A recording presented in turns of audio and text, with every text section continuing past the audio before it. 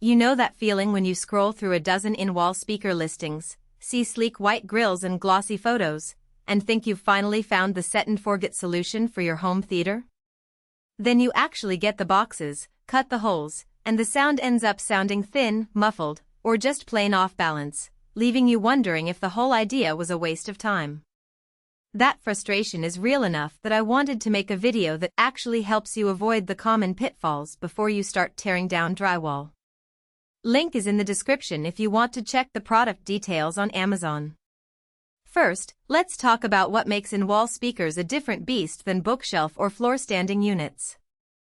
Because the drivers sit inside the wall, the acoustic space they have to work with is limited to the cavity behind the grille. That means the size of the room, the type of construction, and even the humidity level can dramatically change how they perform. Many shoppers don't realize that a speaker that sounds great in a showroom might be fighting moisture, temperature swings, or an oddly shaped cavity once it's installed in a kitchen that steams up while cooking or in a basement that stays damp all year. Those hidden trade-offs are why a lot of people end up buying a pair, only to be disappointed after the first movie night. Polk Audio's RC85i tries to address those exact concerns. The pair comes with an 8-inch dynamic balance woofer and a 1-inch swivel tweeter, which is a fairly common driver combo for in-wall solutions, but Polk adds a rubber seal that blocks moisture from getting behind the grille.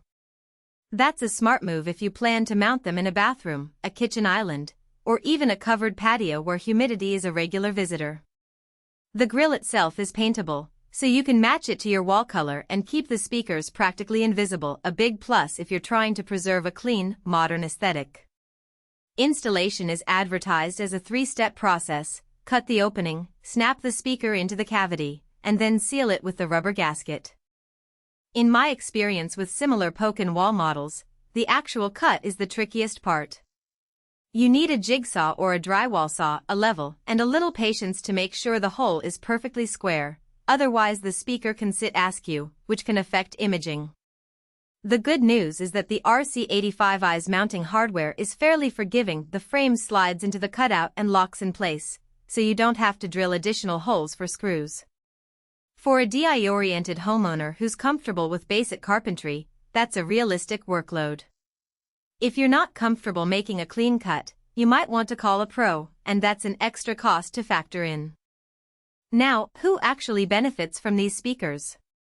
If you already have a home theater receiver and you're looking to upgrade from surface-mounted bookshelf speakers to something that blends into the room, the RC85i can be a solid step up. The sealed design helps keep the sound from leaking out into adjacent rooms, which is useful in apartments or open-plan houses where you don't want the dialogue spilling into the kitchen. The moisture-proof seal also means you can safely install them in a laundry room or a walk-in pantry without worrying about condensation corroding the drivers over time. For anyone who wants a clean look without the visual clutter of speaker stands, these are a very practical choice. On the flip side, if you're an audiophile who expects thunderous low-end from a dedicated subwoofer, or you want to fill a large open-plan living room with a single pair, the RC85i might fall short. An 8-inch woofer in a sealed wall cavity can't move as much air as a floor-standing unit, so the bass will be tighter and less pronounced. In a big space you'll probably need a separate sub or an additional pair of in-wall speakers to keep the impact balanced. Also, because the speakers are recessed, you lose the ability to angle them directly at the listening spot. You're relying on the room's acoustics to direct the sound. That works fine in a rectangular living room with typical furniture placement, but in a non-standard layout you might notice a slight off-center sweet spot.